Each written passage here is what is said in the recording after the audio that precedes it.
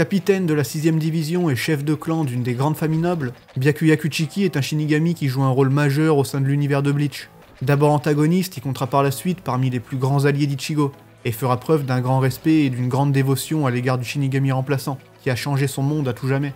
C'est clairement un des personnages les plus marquants de l'œuvre, un Shinigami d'une grande prestance et aussi un de ceux qui possèdent la meilleure évolution tout au long de l'histoire. Et aujourd'hui, en hommage à ce noble guerrier qui a pris très cher lors de son combat face au Sternritter Aznot, on va s'intéresser à Senbon Sakura, ce sublime Zanpakuto dont le Bankai a été dérobé par les Quincy. On va donc passer en revue les différents attributs de ce sabre, que ce soit la signification de son nom ou encore ses pouvoirs. Bien sûr, avant de commencer, je vous invite à claquer vos Bankai sur le bouton like et à vous abonner à la chaîne si vous voulez m'aider à soutenir la passion de Bleach.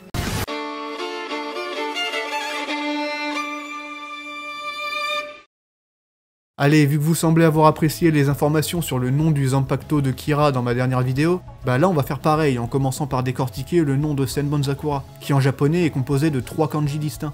Et pour expliquer très vite fait c'est quoi les kanji, bah c'est simplement ces nombreux idéogrammes utilisés dans la langue japonaise et qui peuvent signifier diverses choses, que ce soit un sentiment, un objet, un endroit, un élément naturel et j'en passe. Par exemple, pour Senbon Sakura, le premier kanji est le kanji Sen, qui signifie tout simplement 1000. En gros, juste avec ce symbole, on peut exprimer un truc qui nécessite plusieurs chiffres ou lettres dans le système d'écriture occidental. Et c'est pour ça que les textes en japonais sont souvent plus courts, car ils nécessitent moins de caractères au final. Maintenant que vous avez capté ça, continuons avec le deuxième kanji qui est Hon. Ici, il sert à quantifier, comme si on disait un millier quoi. Du coup, ça donne Senbon et non pas Sen-On. Mais ça, c'est une subtilité de la langue et c'est pas important, c'est juste que c'est plus simple à dire en fait. Enfin, le dernier kanji est Sakura et représente évidemment le cerisier ou les fleurs de cerisier, ce qui nous donne simplement un millier de fleurs de cerisier. Et ce Zanpakuto a bien entendu la capacité de se fragmenter en plusieurs milliers de petites lames tranchantes, qui avec les reflets de la lumière sont semblables à des pétales de fleurs de cerisier, et que Byakuya peut contrôler aussi bien pour attaquer que pour se défendre. C'est un pouvoir assez simple et polyvalent, et pour libérer son sabre, il prononce la commande Chire, qu'on peut traduire par se disperser. Mais en japonais, ce verbe fait aussi référence à la chute des fleurs de cerisier, et du coup c'est encore plus stylé. En effet, le cerisier est un des symboles les plus connus du Japon, et à mon avis c'est pas un hasard si Byakuya possède un Zanpakuto en lien avec ça. Vous le savez sûrement, le Japon est un pays qui a passé une grande partie de son histoire sans être ouvert au monde extérieur. La religion et le respect des traditions ont toujours été des choses très importantes dans ce pays, tout comme le respect des règles et le fait d'obéir aux supérieurs sans se poser de questions. Et justement, Byakuya est le symbole de tout ça, et représente parfaitement la Soul Society du début du manga, un monde régi par des règles et des lois parfois abusives, et à travers lequel l'auteur critique un peu le côté Japon strict et autoritaire à l'ancienne. C'est pour ça que lui donner ce Zanpakuto qui évoque clairement le Japon et les traditions est selon moi un très bon choix. Et c'est pas juste parce que c'est stylé, mais aussi très symbolique, et ça permet d'insister encore sur le propos du manga et de l'arc Soul Society. D'ailleurs, beaucoup comparent la personnalité de Byakuya à celle d'un samouraï, et vous aurez compris que c'est pas au hasard puisque c'est à nouveau quelque chose de typiquement japonais qui encore une fois est très symbolique.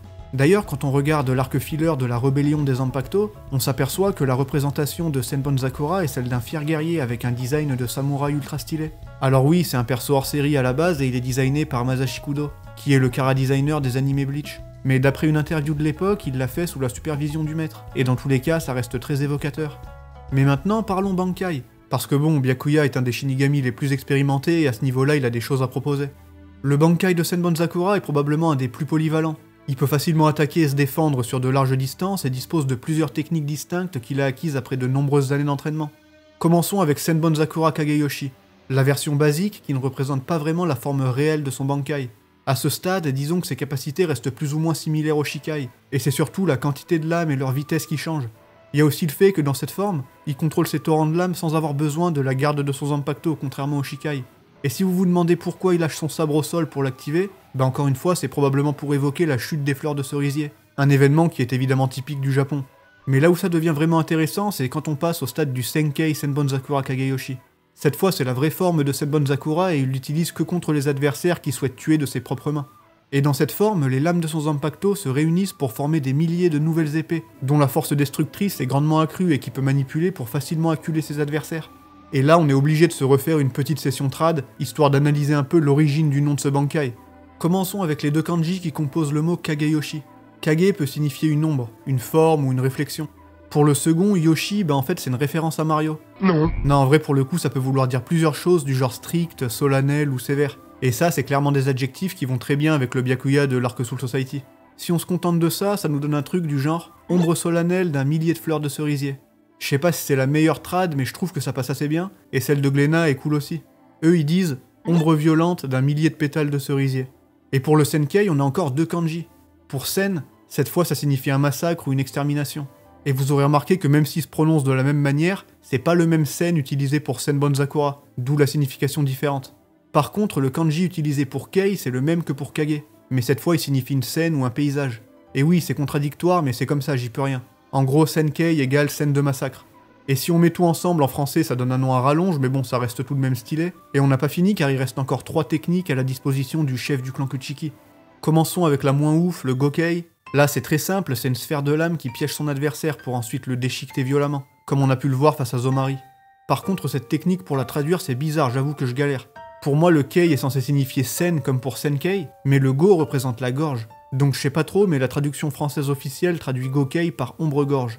Et comme je disais tout à l'heure, Kei et Kage, c'est le même kanji. Donc je pense qu'ombre-gorge est le plus juste si on veut coller au nom original, mais pour moi ça veut rien dire.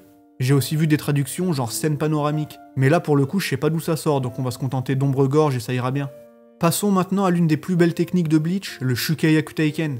Cette superbe attaque est l'un des derniers recours de Byakuya, et correspond bien à sa noblesse et à son côté samouraï.